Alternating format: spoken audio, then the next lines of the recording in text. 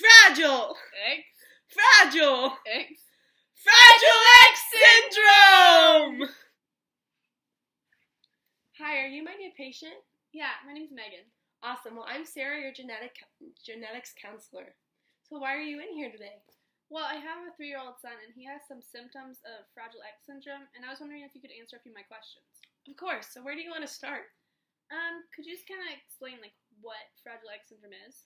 Yeah, so Fragile X syndrome is a disorder that causes a range of developmental problems, such as learning disabilities and cognitive impairments. Could you, break that down a little bit? Of course. Break it down now. So what are some of the symptoms? So some of the symptoms are delayed development of speech and language by around age 2. Mostly in males, there can be intellectual disabilities. It's about 1/3 of females have it. Your child can have anxiety starting at a very young age and hyperactive behavior. And by hyperactive, I mean like fidgeting and kind of impulsive actions. About 1/3 of the children get some type of autistic spectrum disorder, which is like they have communication problems or social interaction issues. And a very small amount of the children end up having seizures, so I wouldn't worry too much about that. And as your son grows older, if he does have Fragile X syndrome, you'll see more prominent features like larger ears or a longer face, or some children even have flat feet. So, will my son have, all these symptoms? No. It kind of varies per child. And once we get the genetic testing done on him, we'll know the fullness, we'll know to the degree of what his syndrome is like, and kind of be able to predict some of those things so you'll know in advance. So what causes Fragile X syndrome? Well, to kind of start off, you know what a gene is, right? Yeah, it's like the DNA, in the chromosomes, right? Yeah, good.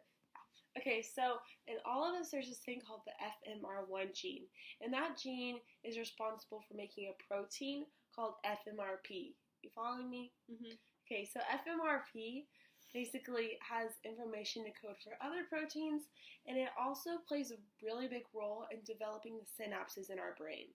What's a synapse? Well, a synapse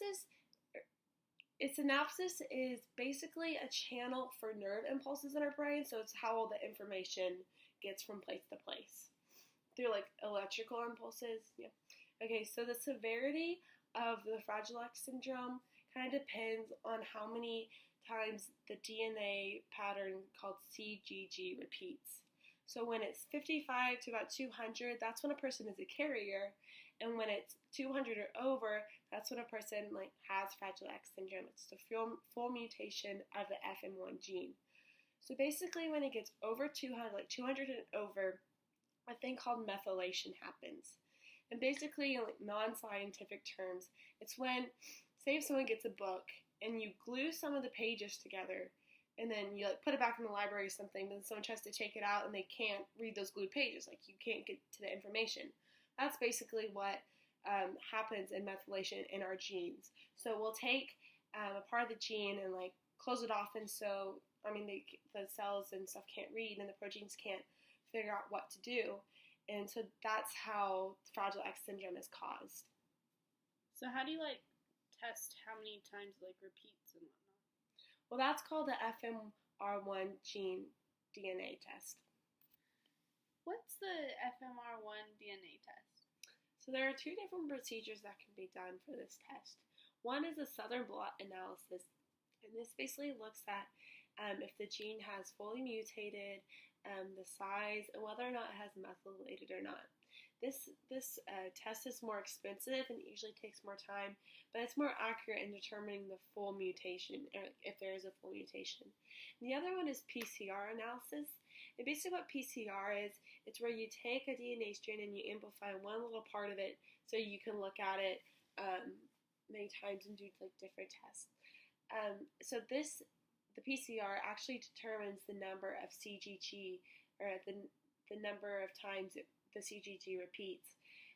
This is usually not the test of choice because it's not that good at determining if there is a full mutation. It's really good at looking at at if there's normal numbers or if there's premutation. And premutation is basically like a carrier, which is the 55 through 200 repeats. This test is less expensive, it takes less time, and there are new advancements out that has it's better at determining the full mutation now. For this test, a blood test is required, or they can take other types of tissue, and also amniotic fluid for the amniocentesis. Do you have any siblings? Yeah, I have 3 sisters. Okay, well, I'd advise that y'all get genetic testing done, because if you have kids, there's a chance that can pass down. Well, one of them's 10 weeks pregnant. Okay, well, do you know what an amniocentesis is? Yeah, they take the amniotic fluid and they test it for genetic disorders. Good. Well, she can't have that yet because you have to be 15 weeks, but you can, or she can get it when she's 15 weeks to have Fragile X syndrome tested to see if she has it. Now, there is a risk of miscarriage with this test, but it's very small, and there are some ethical concerns, but it's kind of left up to the mother to decide. So now I'm going to kind of walk through how it passes through the family. So this is an X-linked chromosome disorder, so that means it's on the X chromosome. So women have XX and men have XY. Like this. So if since it's X-linked, let's say the F stands for the Fragile X syndrome, then the gene's going to be on the X like this, and it's only on one of them. And then males can have it on their X too, like this. So women, if they are a carrier, which is the premutation, or they have the full, there's a 50% chance of passing it on to their kids. And they can also pass the normal gene. That's the other 50%. So if a woman is a carrier, she can pass it to her kid, and it can stay as a premutation, or it can go into a full mutation. It just kind of depends. So like in y'all's case, if you were the carrier and it passed to your son, then he can have a full mutation. Now, and fathers who have the premutation, when it passes to all of their daughters, because he only has one X chromosome, so there's no 50-50 chance. So it passes to all of their daughters and none of their sons, because they pass the Y chromosome to their sons. So the X chromosome, he passes the premutation to all of the daughters, and then those daughters cannot have, or there's no cases reported yet, but they wouldn't have the risk of getting the full mutation. Now, if the father has a full mutation, then he can pass the full mutation to his daughter. So let me show you an example of a pedigree, which is basically how disorders pass through the family. So if here's a male and here's a female, well, the male has Fragile X syndrome. They have 2 kids. They have a boy and they have a girl. It doesn't pass to the son because he passes Y chromosome to his son, but it does pass to his daughter because full mutation to full mutation. Well, this daughter marries a boy and they have 4 kids. Well, she has a 50-50 chance of passing her full mutation to her kids. And since it's a full mutation in her, it's going to stay a full mutation in her kids. So 2 of her kids have it, and her brother marries a girl who's a carrier. So she has the 50-50 chance of passing the full mutation in the premutation, but her son just stayed a carrier and didn't turn into a full mutation. So here's kind of an example, and these all come with keys at the bottom that kind of tell you what these mean, like the affected, it's all colored in, stuff like that. So I would advise you guys to get your son tested to see if your son does have Fragile X and the severity of the disorder. I'd also advise for you and your husband to get tested, just who's a carrier, and just so kind of what's going on. So what's the prognosis like if he does have it? Well, there's no cure for Fragile X, but there are many areas of treatment and intervention, such as a child with Fragile X does qualify for special education to kind of help them process through school and stuff, because it can be harder for some kids. The therapy really helps, especially when your son gets older and he's transitioning into adulthood. It kind of gives them some more independence. There are many Fragile X clinics around, basically in every state. They're in a lot of places, and they kind of guide parents through medication options to help deal with the symptoms that Fragile X presents with. like we talked about earlier, like some might have seizures and stuff like that.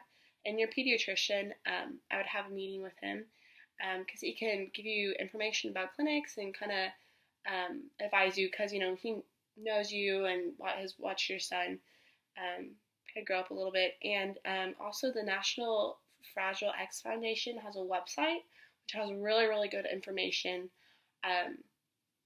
on kind of just like, they have like stories of kids who have it that can kind of help you see like other people's stories, and they just have like other resources to help you. Yeah, so have a nice day. Thanks.